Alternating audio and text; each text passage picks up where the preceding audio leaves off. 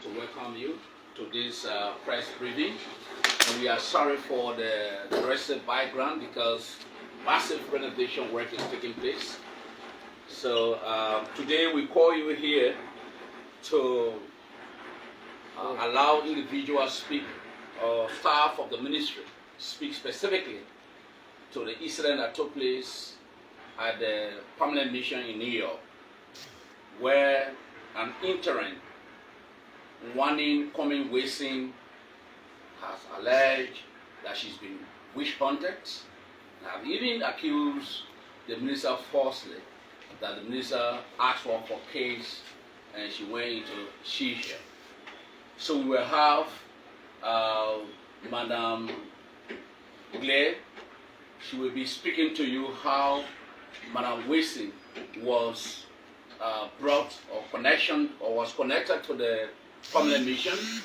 And we'll also have Madam Ba, who will tell you about her document activities, how she does not have document, and how to be after her for document to regular rise or status. Also the DMA, our dear DMA will be speaking to you about, that's the Deputy for Administration at the Ministry of Foreign Affairs. Madam Soya will be speaking to you on how they were forced to, they were compelled to remove her from the compensation list since she could not regular rise or status. But before coming to that, I will speak to you briefly on one or two issues taking place at the ministry here. You know, the whole allegation against the Minister of Foreign Affairs, His Excellency Ambassador D. Maswell Kimia Sion, has proven to be a big plot of a big network of people who really hate him for several reasons. And then that is why, from the very first day that Wani spoke to the minister at the time when he was ambassador in New York, she recorded him. So she was planted. Wani was planted on the minister for several reasons. When the people got to realize that minister was going to be appointed as Minister of Foreign Affairs, and having worked in the ministry as Deputy Minister for Administration, and went to the PE as ambassador, and coming back as Minister proper for the Ministry of Foreign Affairs, people became jittery for several reasons. One, those people who were involved with stealing passport cartel, those people knew exactly the sweetness of the minister was going to affect them. They were not going to continue to be cartel in the ministry. And the other people who were also involved with honorary council, collecting honorary council, giving them papers, they knew exactly that the minister was not going to allow those things to happen. So they were fighting that they should not allow the minister to come. And there are those people who thought that bringing the minister down, besmirching his good character, they would have appointed them. So those are also part of the reasons why people continue to fight against the minister.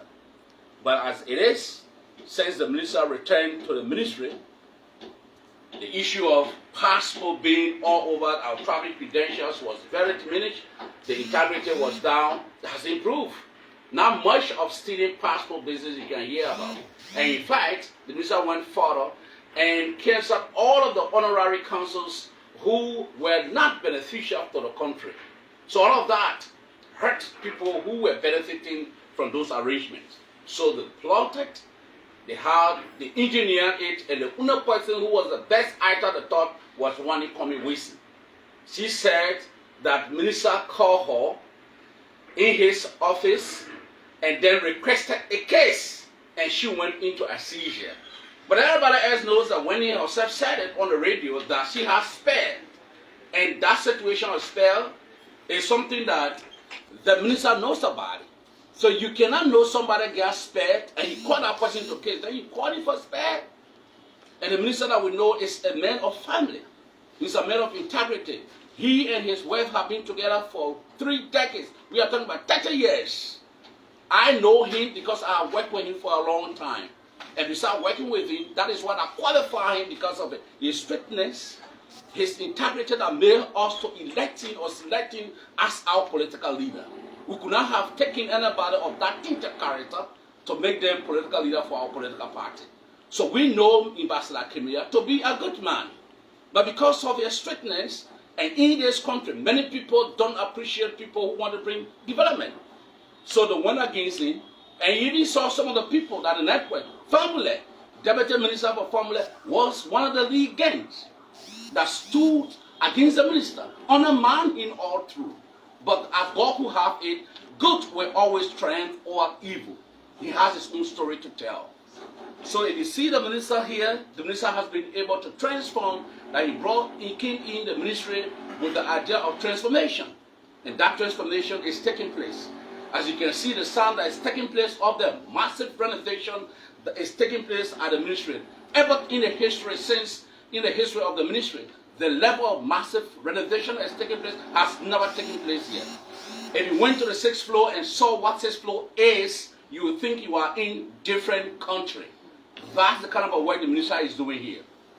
From 6th floor to ground floor, this ministry is going to be massively renovated. Even if you see in front of the ministry there, car park is being constructed there. You never saw those developments taking place.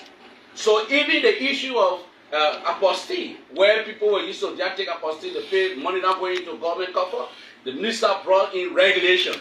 So those people who were getting benefits from the sale of apostille, from the sale of the article incorporation blue jackets, those people who were getting money from those places without going to government coffers are all part of the situation that fighting the minister because of his strict foulness. If what we see, for us, those of us that know the minister, we just be a bit quiet. But we need to speak out so that the people can know that Minister Kemia is a good man. He stands for principle. And those people who don't believe in strictness are the people who have the problem. Mr. Kemia, if you see in the ministry, if you go down there, you see about 10 vehicles donated. This renovation that is taking place here, no money is coming from government coffers. It is goodwill from partners across the country. Across the world that are doing that work. So sometimes people don't like this. People who didn't want to see the good work that the minister is doing are the people that have been chasing the minister. But it is good that when one is appear on Spoon, she has exposed herself. That minister was once minister called her and in fact they asked her for case. Somebody asking for case that one can carry into seizure. Case. Just case. Then she around telling the man saying, you are sexual predator, you are molester, and this, that. So we know the deeds are planned. These are plots against the minister. It is a whole takedown campaign. But all we know, those of us that believe in God, those of us that believe in Jesus, we look up to God. And God is fighting the minister's battle. One by one, they will be exposed. So I just want to make that clarity before we go into the real issues why you are here. It was necessary that I did that so that people will know exactly, we know who Mr. Kenya is. So I will now call upon the next speaker, who is Madame Glay, to come and please let us know how wanting God connected to the permanent mission. Madame Glay, you are welcome.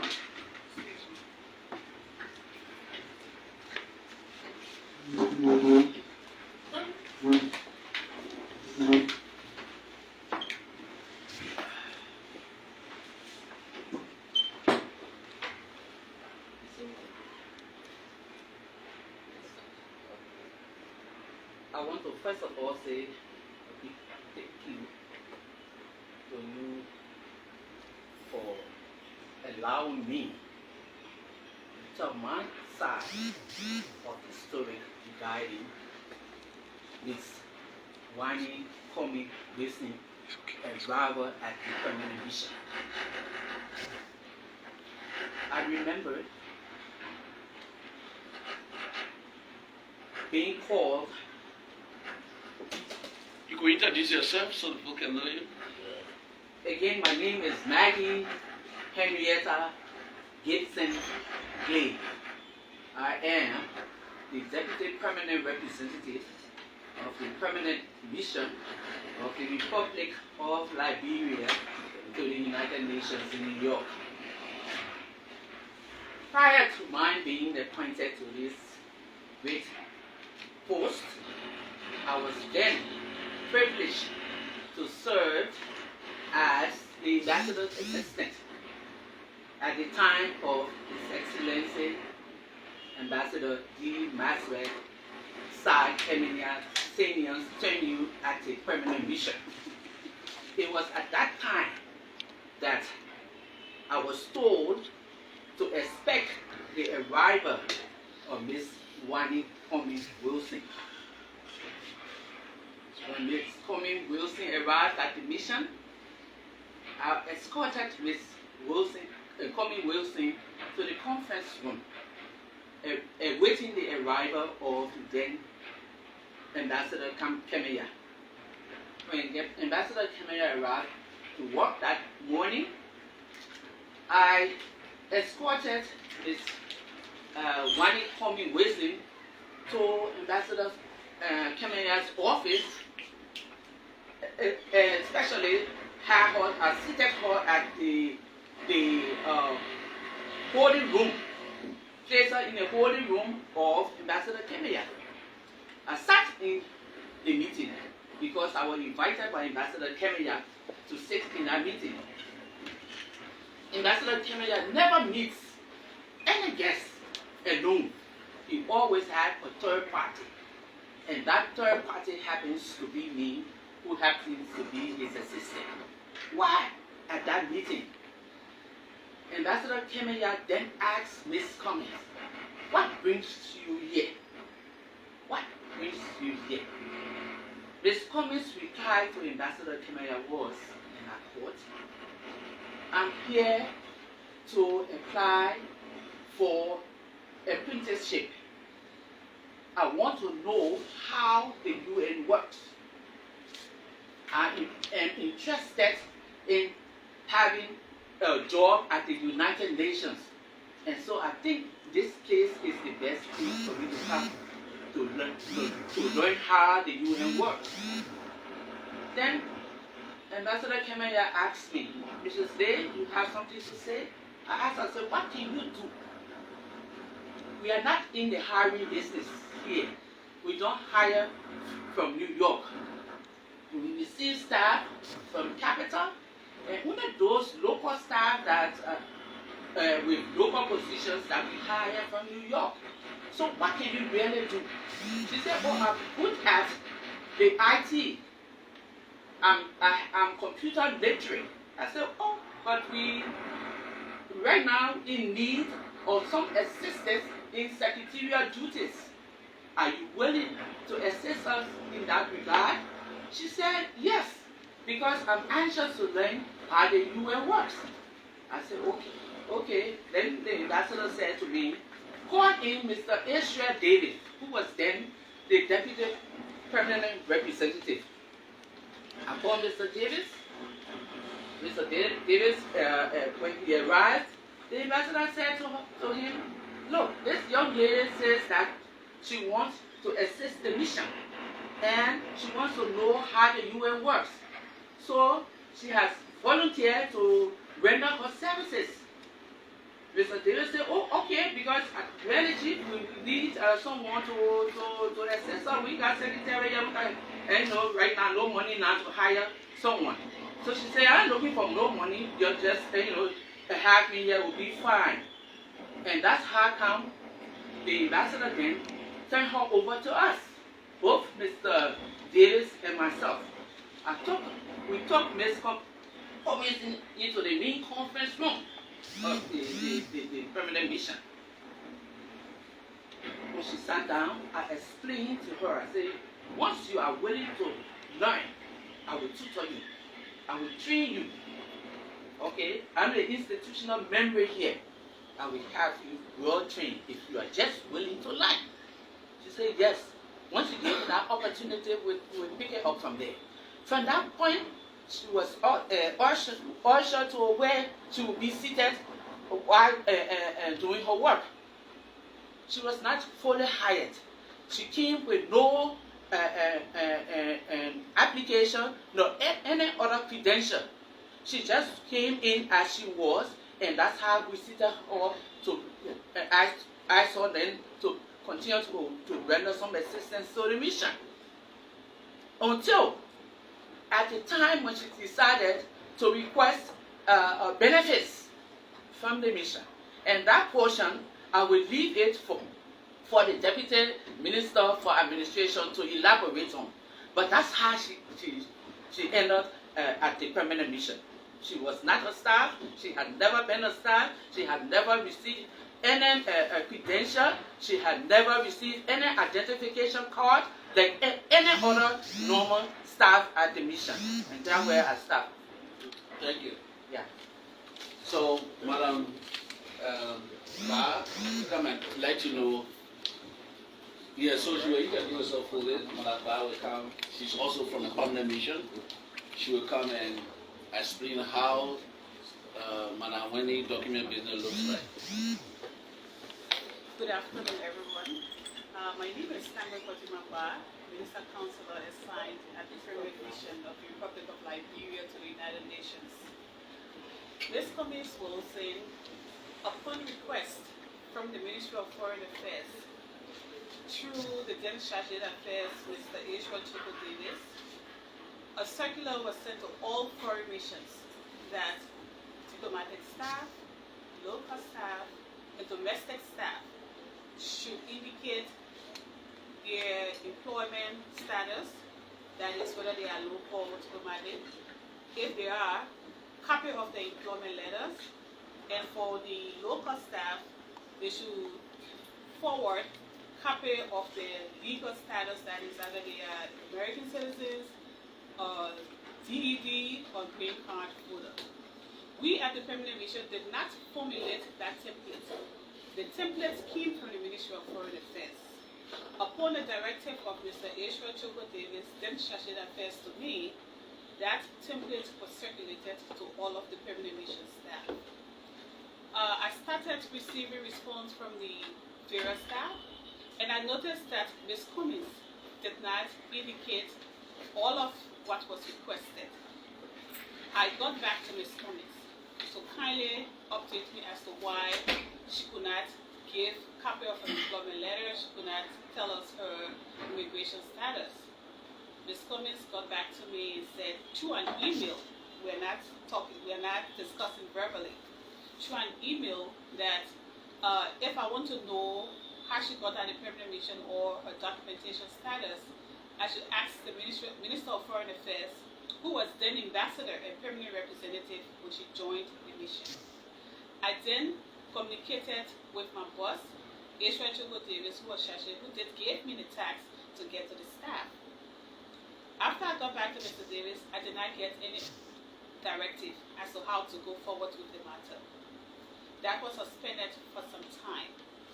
In 2022, November, when the DMA, Deputy Minister Thelma E. Duncan Sawyer, visited the permanent mission, she talked to Ms. Cummins.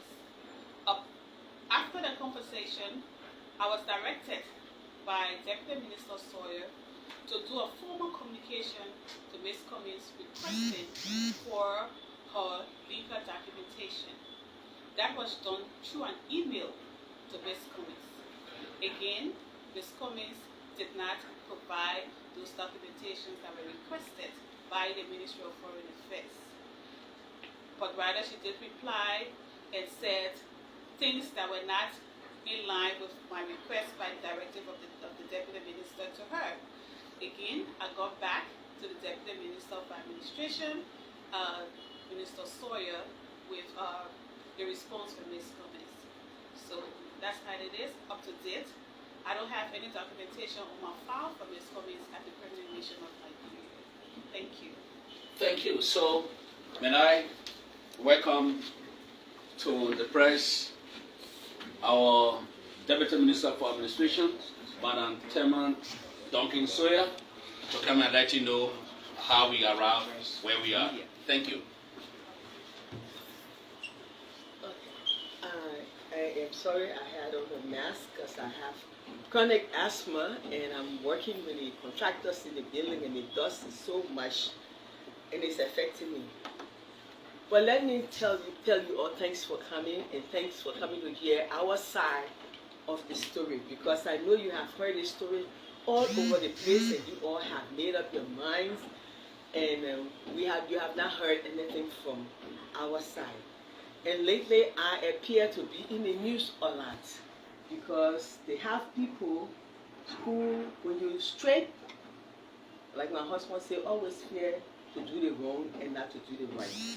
We get in trouble in this country because it appears as if they say we like to believe in the wrong people. But this is how I came into this whole situation. When I was appointed by the president, I remember my husband calling the president and begging him to please leave me out. He said, my wife is a straightforward woman. She will not see bad and say the good. I know her. The woman yet, but she humble, but she likes it to be straight. The president said, I have confidence in her. She will do the right thing at the Ministry of Foreign Affairs. So I was appointed and I became the Deputy Minister for Foreign Affairs. I was welcome, and for my job, I do administration, which is HR. We do finances here. We over almost everything. The billing management. Anywhere you go to foreign mission, I'm over all of that at the foreign mission. So I remember looking at the memo from Minister Gray that had the whole thing started, like you heard Mrs. Sparks saying. Minister Gray had written that memo before my time. And I forgot something. I want to show you something. And the reason why it's so important for us to have records on our staff, whether you are local or you are foreign, because you do retire at some point in your life. You retire. And with Social Security here, they want to benefit from our Social Security here. So if we do not have records on them, like how they used to do in the past, it was just the DMA, Deputy Minister for Foreign Affairs, who used to keep their charts. When I came and they started coming to me for retirement, I was like, what do I do? When I sent upstairs, there was no information on people. So I called the HR. I asked the HR right there to write another circular to all missions, because he was having a lot of trouble, like this letter we have here. This is an old man who has retired. Apparently he was working at a mission in Washington, D.C. He has been trying for us to recreate his records. But it's difficult for us because he did not have anything yet in the home office. And his salary he has on his page is not what we were paying people at that time here. So his salary was being augmented over there with the money they were making. And so they were having two salaries going for most of them. So this was the issue I was faced with. So I asked HR to send all this memo again, and he sent it out. But let's go back to the permanent mission.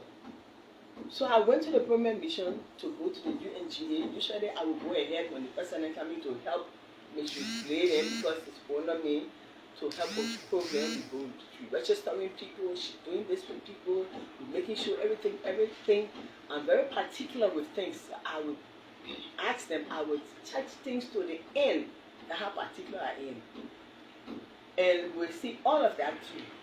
At the end of the day, they needed a driver. Our driver had left us. And the driver left us because he said our salary was too low. We're paying him $2,500. So the salary was too low, it couldn't meet his needs. So the other missions are paying the driver from $3,500, $4,000, and like Liberia paying $2,500. The president coming, the minister coming, all the delegates coming, no driver. Mrs. Gay and Mrs. Barr, who both of them tried to handle administration, as you heard, reached out to me.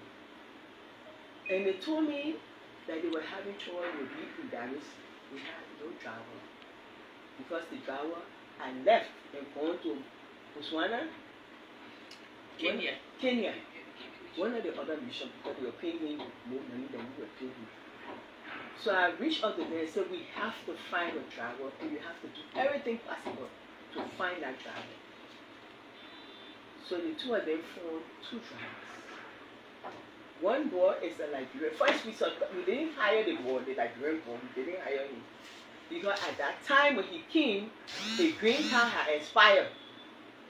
So Mrs. Slay said we couldn't hire him. He had put in for a green card. You see, America has a system. I live there. I work there. And when you work in there, you have to have your green card, or you have to have work permit with your social security number, and you have to have a driver's license. You can't just go walk in a people place. And in 1980, when I went to school, Ronald Reagan passed a law that, in fact, it was passed after Ronald Reagan, his second term. They have this form we have to fill up every year to say if your green card is still good, if you still have work permit, and if you're entitled to work in America. If you don't have that form and you're illegal, the agency that hired you will have to pay the American government $10,000 United States for every year you work with that agency. So it's not anything that everybody, I think all your brothers and sisters in America understand that law. That's why if they don't have paper, they work in each other's neighborhood. And I'm going to say it. They have to find a way to get money because they can't openly go to work. You can't violate the system, they will not hire you. But go back to Miss Cumming. So after I told them to hire the drivers, I sent a memo to that effect and telling them to give the drivers to pay the money they were asking for. Miss Cumming being on the internet, when the letter come, she would take it off the internet because she said she was secretary or whatever. And she then responded to me and we asked for an increase in her salary because she claimed she was on local staff. This is how all of this coming in. She said she was local staff too and she needed to get the insurance because we have to get the driver's insurance. We have to get them some cost of living adjustment, they call COLA, and we get them an increment in salary. And as a local staff, she was demanding the same thing. So when I went to the States, I was sitting down in the minister's office. The ambassador at that time, we had no ambassador then. Ambassador Cameron was there, he was the minister. So I was sitting in the office. I called Miss Cummings, she came and sat in front of the desk. And I asked her, I see you wrote for increment. She said, yes, I want my increment because I didn't get the increment. I said, okay. But we've been writing, I see on the book, they have been writing you for your documentation. So where are they? She said, oh, I gave it to Mrs. Barr, the lady who just left from here. When she called Mrs. Barr's name, Mrs. Barr walked into the office with us.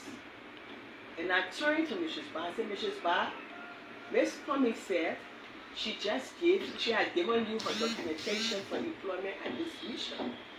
I need those documentation because she's requesting for us to give her this raise and these benefits.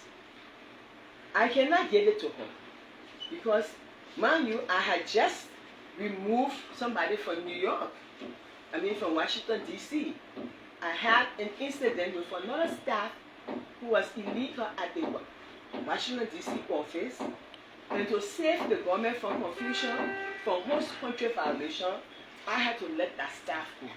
So this is not someone since I've been here.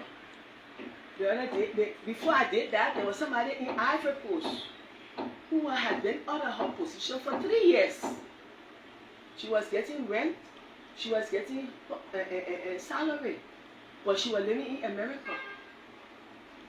She was not even to Ivory Coast. I had to remove her from the payroll. When I removed her, she got wild the same way. Nobody wants to be removed from the payroll, but I will not stand here and see people do wrong. And I can just tell you, this is not to Miss Cummings. The amount of things I have done in this chair, I can tell you all. But anyway, back to Miss Cummings. So after she said that, Mrs. Barr told me, I have not seen any documentation from Miss Cummings. So I don't know what document she's talking about. Then she said, oh no, I gave it to Mrs. Clay.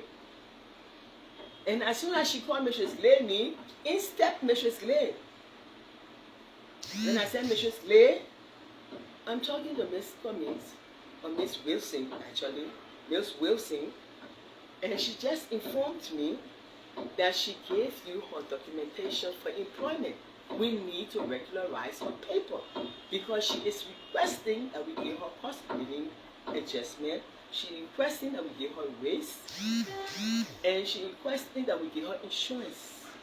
We can't do that with all her documentation. Mrs. Glay said, I have not seen any document for her. I don't know of any document for her.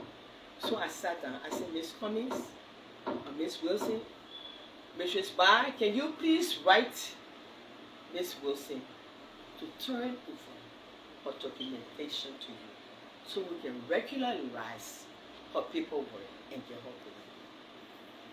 Trouble started. Oh, you that. You won't do this to me, you won't do that to me. I was astonished. I was like, oh. So I said, okay, Miss Wilson, I think the conversation is over. I left the Permanent Mission with the instruction that Mrs. Barr will write her. I cannot show you the letter Mrs. Barr got the first email from her. But Mrs. Barr sat down and wrote Miss Cummings. Miss Cummings responded to Mrs. Barr. I got documentation here, Sarah documentation. I can get it to you, but I can show you. This is from dear Miss Cummings Wilson. That's for me, with my signature on it. And this was written, Santiago Soil. Long letter. The date. This letter, this was the last, it was September 13, 2023. This was July 7, 2023. It goes on. This was June 30th, 2023. And you see the way English Foreign Ministry works. Every department here has a code. Okay? So administration code is 2-3. Anytime you see anything from 2-3, it comes from my office. Anytime you see anything from 2-5, it comes from legal. So I got to the point where I didn't want to write her myself. So I went to legal. And I carried the case because Minister Gray had asked them first that you heard Mrs. Barr saying about this documentation. So then, June 7th, I went to legal. And the court here said 2-5, that legal. I asked legal, I presented all the documents to legal. I said, this thing is getting out of hand with this young lady. She's not complying, but she wants us to give her this.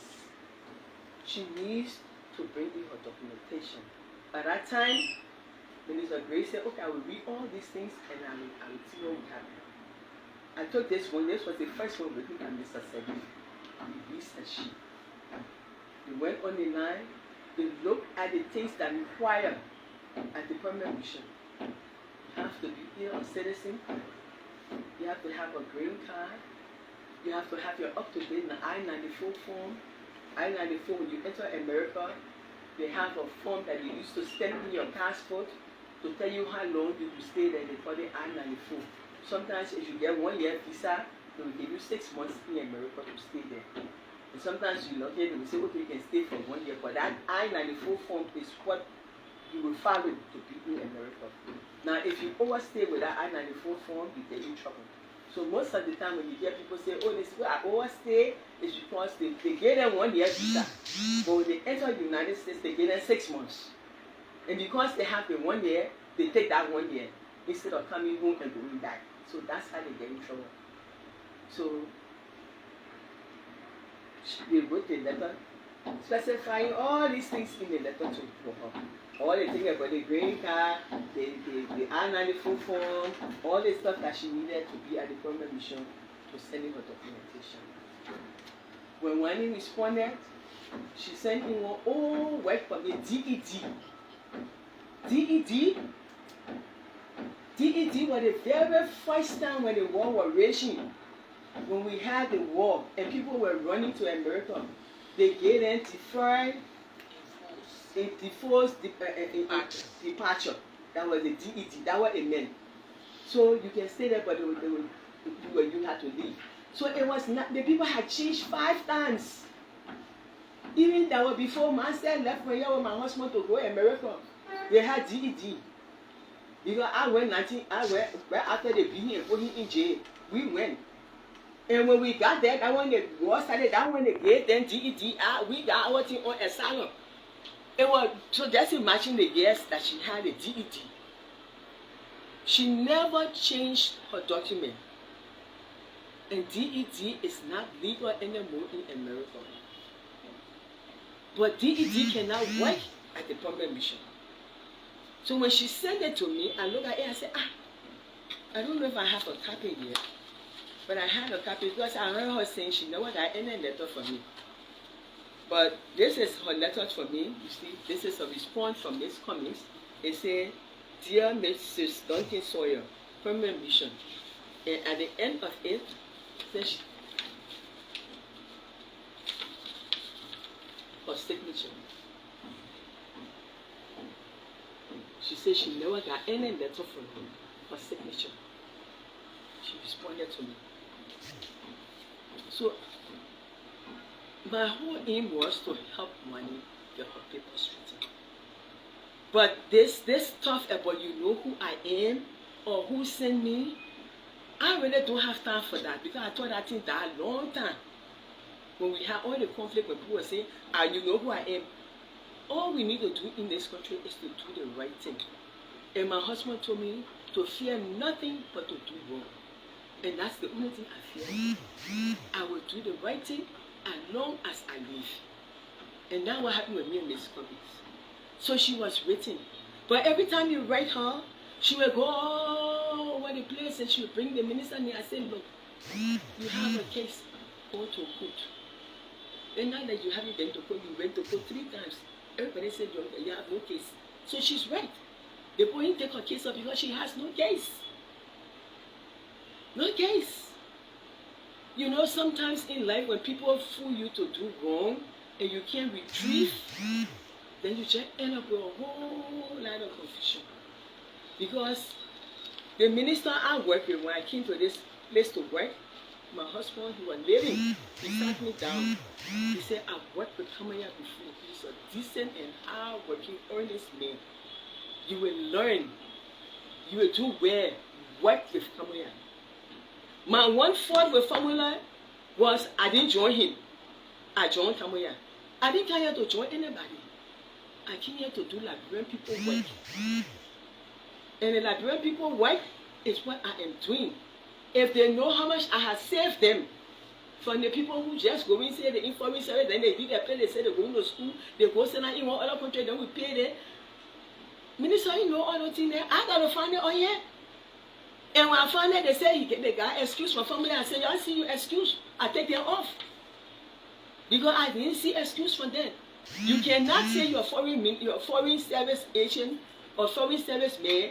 You leave your position for 1 month, 1 whole year. You say you're going to do PhD. And you sitting down there in another country and you drawing the money, the rent, and the salary, and you tell me, say, formula says, okay, it is not okay. Because we have procedure. We have procedure at the Ministry of Foreign Affairs and all the government agencies. When you are going, you go back to civil service, they will put you on with this salary. You will never get your whole salary and your rent while you in one other country. And the poor people here suffering. So I should join that background? No, I'm not going to do it. So my people, this is where we are with Wani Cummings.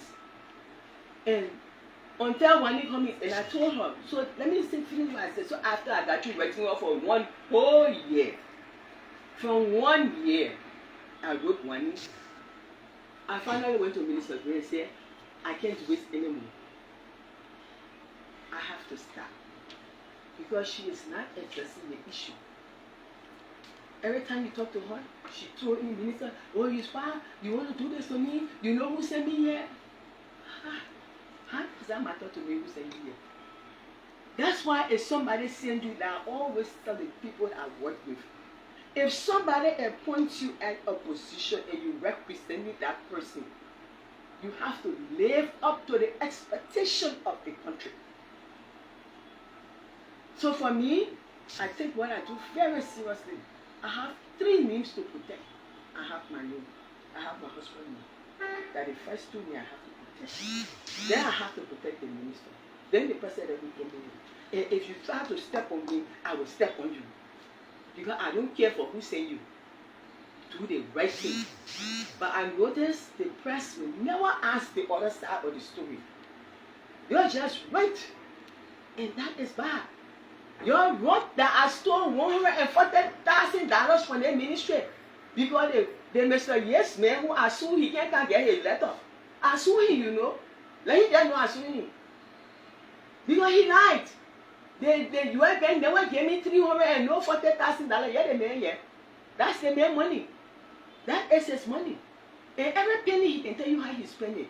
So when family get behind a friend to try to tarnish people's reputation and you allow it to happen, then I don't know where you're going. My husband fought for the press freedom of my people. He fought for you to get the press freedom. He fought for us to get the democracy that we got here. And when he said, so let us use it wisely and let all of us benefit from it successfully. We're all taking sides and finding the truth. And don't let people with evil intent for this country destroy their country unnecessarily so because we from one party or the other. That was not a dream. When you were fighting for press to have freedom of speech and fighting for democracy to come in this country, it was for us to be educated and improve ourselves. So please, there are always two sides to every story. And when one group paying people, like family were paying all these things here, he started letting, he told you, say, I the one who put in the newspaper that I wrote the American, the neck to get the paper to the American people to bring photo card. That's how he started on me. And when the first lie he told, how dare me, how dare her destroy foreign ministry. It was all on your radios. You don't even know me. You don't need to ask me about myself. Before you let family destroy me. Before you let him destroy me. And I will fight back. And I will fight for the minister. Because he's a good man. And if somebody is ready, they will never have gone back to that office. Let me tell you here today. To go work the next week. I am a therapist, I am a social worker, and every social worker who knows that. That's why the people need to take her case seriously. That's why nobody answered. She went to 3 years and nobody answered her. She right. Because the people know that we're lying. You won't stop coming here from being Minister of Foreign Affairs. So everybody who work with me, you will destroy all our lives, including mine. I don't want to get angry. I said I was going to be calm. Please. Because I just talking to the press today for the very first time so you can see how hurt I am. That all these allegations have been put on the radio on me. That I decided to write American government to take or allow American government. All family doing. All he's doing. Because the cartel in his building or selling passport or selling visa or selling honorary consular fee. How can you know what minister come here first week in the building? You know what he did? He broke up a cartel for honorary council. One staff person got $113,000 and ate the whole money or one. That's how much the money they pay for the honorary council. You think that small money you're behind and they give you all this money on the use. That's small money they pay. So Minister Kamanya broke it. He brought in new regulation. How you can be honorary councillor. You cannot take our money and benefit from it. And you say you honorary council, or what you will bring other countries. I will bring $50,000 in the bucket for the honorary council team. You tell us what you will bring. You don't tell our money and then you want us to say it's okay. He said no. You want the honorary council? Show me what you got from my country. He will never take money and put it in a pocket for you, for himself. And that's why you see this building ripping so well. And we who are here and believe in him will always support his work because he's a good man. I've heard people say things about him that can't be true. I said that sometimes myself cry. Because they don't even know the man they're talking about. They see these flamboyant people going and you hear the loud noise from the flamboyant people. You see the fire unassuming who is Sarah's son. And you don't even know him. But you take that flamboyant person because they got the power. That the honorary council say they call me all the time to pay the news people. Then that's what he said. He said he can call you to pay you. But I know not all of your is that. But the fairness has to be both ways. Please, man, press people. We depend on you to educate the population. So let us be fair in what we say. When we hear something, let's investigate. Don't just run to make one other side look bad. So today I decided to talk my side of the story. Because my children are tired of my need in the news. This is the third time I need being in the news to say I fought money. Let me go to that issue. So I went to the same thing we're talking about. The other day, when I went ahead because the minister couldn't go. And I don't know where she got that story from that says the minister has been there. She lied on the minister has not been to America. That's the story. That's the biggest fact story going on ever made. The minister got 2 diplomatic passports with 2 one-year visas in each of the passports. He went to America twice since she put the other thing up. One he has given carry also the labor coat for the same case. The person you have no case. You see, when you do things and you know you wrong, instead of you coming back and trying to say how you can work with me, because I was waiting for her to be me as a pretense. I got no problem with that. But when you start demanding that I'm going to pay you increment in salary, I should give you cost of living adjustment, I should give you insurance, then you have to be on staff. Okay? You have to be on staff. So, this thing with money is not new. So I went to the States the last time, the last UNGA. I represented the minister because the minister was not well. And the person who said the minister was hiding or they denying, the person is a liar and the truth is not on them. The man was not well. I represented the man. The person wanted to go. He wanted to be the leader of the delegation. But how can you trust somebody? I got something in my phone. While we were in America, the man was taking his wife, his special assistant, and his assistant minister said they're going to represent government to Canada to sign agreement. What agreement is signing for government, we don't know. How you sign agreement for government, we don't know. As soon as he got a Canadian visa, the people flashed it to me. I got it in my phone. These are some of the things that happen in the building you don't even know about. You're talking about Kamaya. They flashed it to me. Her wife, he wrote the note about that her wife was representing the Liberian government on a special assignment to start an agreement in Canada. Eh? I said, what family wife going to all government agreement to sign agreement with who? I didn't tell the minister. I said, oh my God. I called Abidjan. I found out that he used a man there at a mission. Because he didn't even go to the ambassador, because he the ambassador, he started speaking to her. From the time he appointed a honorary counsel in Burkina Faso that went to jail for stealing. And she said, when your counselor came out of jail, he got vexed with the woman. So, let me just say, I'm not going to go into total corruption, but I just say now what happened. Okay. I'm sorry, but you're the one looking for me to talk, so let me talk. So I can get it off my chest because I've been suffering in the chair here for so long with your press. You didn't know anything about me until you contacted me. You even can't ask me, say, who are you? What school you went to? You never saw your work. What your education level? What have you done? You don't even try to know me. You're just naming a villain and a bad person in the community for nothing. For nothing. Because one man who wants to be king in the building and want to be foreign minister will destroy everybody to accomplish it. And you see what God has got there? God has forced him. Why he talking about we got case? Who did we? He and who got case on the minister? God exposed him. So I go back to my story. I know it must have already said shut up, but I gotta talk. I went to the permanent mission. I was in the room. I had written her and told her because she didn't bring her documentation, I was moving her from on our payroll as of June 30th, 2023.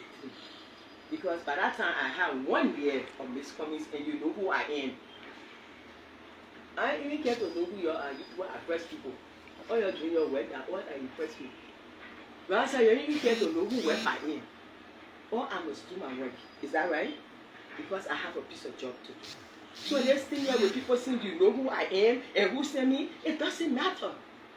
Because for me, whoever sent you, that's why you're supposed to work hard to make that person look good. But if you don't, and you think you can bulldoze your system or bulldoze your way because you want to be tuned and you that power, then when you meet Emma Idoki Sawyer, she will sit down and say, come. So what happened? I had written her, I told her one day, please don't come here. Because the staff in the place were tired with her. She had 25 pairs of shoes in our office. She put it in one desk. She brought her own computer, she put it down there. She sat down there with all her makeup on our table. It looked like she was in a small apartment. So after she couldn't produce all the things I asked her for, I told the staff to please pack her things up and send it to her and ask her to stay away from the office. Because by that time now, all her little friends were tired. They were tired with her. She had done too much. So when I didn't know she had come in the office. She came and she went in the office anyway. I was in the back office and I wanted to go in the bathroom. The one key for the bathroom is on Mrs. Gray's key ring. So I walked from Mrs. Gray's office and went into one from the office I was in and walked into Mrs. Gray's office and said, Mrs. Gray, I come for your key. I want to go to the restroom. Mrs. Gray said, oh, one is your minutes she taking my key? I said, you say what? She not letting anybody have this key. She taking the key. And she stormed to the place she was sitting. So I walked there to her. And I said, Miss Cummings, hello. She said, hello. I said, you know you're not supposed to be here. You brought me outside. Brought me outside. Yeah, you know who sent me? I said, I don't care who sent me. I have written you, so you didn't be here. When I came here last time, then she started throwing insult at the minister. I said, you myself not going to go there to deal with the minister. We are not going to do it. It's happening right here. Then she started walking. Then she took the camera. Yes, she had to put me out. And then I did like this to the camera. I said, don't record my face. Do not put me on the internet. You do, I will sue you. I will sue you, so help me God. I did not ask you to take my picture. Oh yes, yeah. She said she has the thing. Now show it. Then she records everybody. Then she recorded the minister the first day. She records everything. And that's why I told her, you put my face on the internet. I'm not on Facebook. You don't see me put myself on the internet. You put me there. I will sue you when it comes to sue you. So help me God. After a while, the place she yelled, I'm myself was talking to Mr. Horace came and said, she said, you hit me, Mr. Horace said, what are you lying for? I standing right here, she never touched you. She told you not to put her face on the internet. You're wrong for recording the minister. She never touched you. So stop telling story. I said, now all she does, she tells story on the wing of a star. Because all her friends then who she grew up with from Basi, when they hear her name, they say, she was a pathological liar. They all say it. When they saw the girl picture, they said, that the girl who accused the minister, oh my God, that girl, they get that. She been lying from small. The one that they happy they couldn't get out of her. So she has manifested this with the gang that she in, and they thought they could do camera take down. She don't want to tell that it has backfired on her. So she can't to put everybody. So what did I do after that? Because she won't give the key, I decided to change the system to enter the UN, to enter our office. I called somebody, I asked Mrs. Bai, Mrs. to call somebody to put fingerprint to come in the office because she won't give her the key. The people came, I stayed there, they did the work. Mrs. Bai left me to come for election. Mrs. Gray left me, the two of them left. I think Mrs. Bai myself came the same Saturday because I got sick and I had to stay behind. I put this, the only fingerprint can go inside. When he said, I'm coming for you, she will go and hang in the office hallway and hide. And you know, we got little young professionals there. When she see the children coming, putting the fingerprint, then she will push there into the office and say, So this day in question where you saw her on the TV the office was so toxic. The people were having so much confusion with the children and all of that. We decided to call a Zoom meeting. I wrote for a Zoom meeting. I sent the email to I stopped sending things in the email because she was deleting things. She had a way of getting in the system and deleting them. Remember now she said she was IT specialist. So I started using my phone on WhatsApp to send letters to them. And I called for this meeting for us to have this Zoom meeting. It was for diplomatic staff. You hear the English word. Diplomatic staff. I didn't say local staff because she calls herself a local staff. The local staff there are the two drivers because she's not even a staff. But to make it safe, because the diplomatic staff were in so much confusion, I called the meeting for diplomatic staff. The staff was supposed to be seated. The staff was supposed to be seated by 9 o'clock. The staff was seated by 9 o'clock. She came after 9, so she had nobody to follow inside. She took her hand and she pressed the bell for 2 hours. The bell rang while we were trying to have the meeting with staff. That is when Mrs. Gray got involved. Because they couldn't hear anything. Just imagine somebody pressing the doorbell for 2 solid hours. Your ear, what will happen to it? And then I will leave the rest for them to talk. But that is the whole story with me and Mrs. Collins. I did not look for her. She asked me for her race, she asked me for her insurance, and she asked me for her COLA. In order for me to give her those things, I have to have documentation. I will not be a party or hiring an illegal person in any country. Right now, as of last week, I had to take one illegal person from London because she been illegal. That's the trouble of this seat. I will not close my eye to it. I inherited it, so I will clean it up. I took one illegal person from London, and I took another person. I had to recall him because you can't be diplomatic staff in a country that you got citizenship for. Conflict of interest. So I'm going to Ethiopia. I will do the same thing there. That's my job, my people. I am filing my job. I will not let somebody. I took one man just now for each man took permission for family to go for 1 year PhD while we pay him for salary and we pay him rent in Egypt. What is that? How can you do that to your country? Eh? It is not right. And so because I'm straight, you bypass me and go do business. So when I found it, he been gone 1 year, so I took him off. I didn't know he was going to school. The first time I heard his son was sick. And then when we sent a new sachet affair there, she found out the man had letter on the thing that he had gotten approving him to go study for 1 year as a diplomat. And I must tell her I'm very happy. I will not do it. And when I called the minister said, you know what to do. Because me, when I do my thing, I just brief him because he doesn't do my administration. But he gives me the support. And that's why I like working with a man who is straight. And I will always work with straight person because my husband was straight. So thank you for your time. Okay, thank you so much. Maybe we could take a few questions that we have. Well, my name is Augustine Octavius, and I work for Prime FM and Prime Online. Is this young lady still fasting the diplomatic mission, Liberia diplomatic mission at the UN? Well, no, as far as we know, no, because the staff here. But I will let you her little friends. I will let the staff come and tell you what happened with her and her friends, and how the place was so toxic and what the friends did before they tell you if she's still there or not.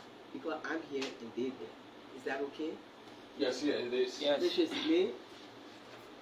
Well, you can briefly talk about the meeting. Okay. Yes, and then you She can said for respond. meeting you people there. Then you cannot respond to that. Thank you. Questions. Regarding the meeting with between the staff and Ms. Cummings, it was after we had a celebration, birthday celebration with our PR, with Ambassador Sylvia Stefan Anya. She left us in the conference room because she had to go to a meeting at the UN. While there, the staff decided to have their own meeting with Ms. Cummings. And at that meeting, the staff approached her. They said, Ms. Cummings, we are tired. We are tired. You are here disturbing the mission with all kind of allegations that you were abused and found out that no such thing ever happened. The staff went around the table. Everybody that was at that meeting mentioned that. They even went so far to refer to me. You see, we don't understand how God made Mrs. Clay. Unless she has a skin of an elephant skin or something. Nothing bothers her. We have tried her so many times. Then one of them said, because she's a mother. But they told her to desist. Enough was enough. She must lay the case to rest because there was no magnitude in the case. She had no witness. She was her own witness. No one had any clue of what really took place. She had them believing that this the former ambassador, who now the Minister of Foreign Affairs, had some sexual contact with her. You're all gang up on military and said, well, no, we need gang up. We're just tired. We're tired of you saying this thing, and we found out that there's nothing. Wani went so far, she took the mission to the labor court. And they found no magnitude that because she went and told them how she was a staff of the mission, and they asked her first and foremost, where is the contract? She had no contract. So where is the letter of appointment? Do you have an identification card? Is there anything to justify your employment? Nothing. The only thing was she receiving salary. What you call salary? Salary does not make you a staff. Salary is not the sole documentation to prove that you are employed. There's so many factors involved. So many factors. You first of all apply for the position. The second thing, you got to have all the credential for the position. And you had nothing. We asked you so many times. You were rendering voluntary services. We had to find some means or giving you something to compensate you for at least the services that you were rendering. And that was all. Furthermore, being a Liberian and you had a medical condition that we were all aware of. Okay? And so to enable you to even get some medication, we had to step in to assist you. That's how come you started, and that did not even come from the permanent mission. That came from capital. And you know how you started receiving that salary that you mentioned that you were receiving. So then they threw her case out. The labor court threw her case out. That's how the staff decided to say, look, you just telling these lies here and there, and there's no evidence or anything that you're saying here. You know how you came to the mission. You knew no one touched you. You knew you never had any documentation. So how are you, a staff of the mission? I have my ID. I went through the ranks and file. I have my state ID to verify that I'm employed at the permanent mission. I have my letter of appointment. So where's yours? You don't have anything. Then you still maintain that you are staff. So this is where we are with her. Now, she's not at the mission anymore. And how did she not? We had to get the police involved because of the disturbance that you were carrying on. I had to call 911 to invite the police, because we have also called in the building management to plead with her to leave the building, because she was disturbing the whole place. We have other tenants. There are other tenants in the building. Okay, the building management came, she sent me a text. Oh, you only can call the building management, you cannot call the police? I said, what? Are you serious? And she kept her finger on that bell until the police came. Yeah, we were like locked down. Nope, come in. And he took her chair and sat at the door. So the police came. And the police asked her what's going on. We explained. And you know the rest. Because it was live, because Wani had it live. Yeah, so that's what took place. She cannot come there anymore because we have a restraining order on her. She cannot come back there. Okay, so thank you for that clarification. No, I mean, if you still have Yeah, no question, you can go. You want to have one question? It was necessary that she clarifies so that the insinuation which contact is not true. The procedure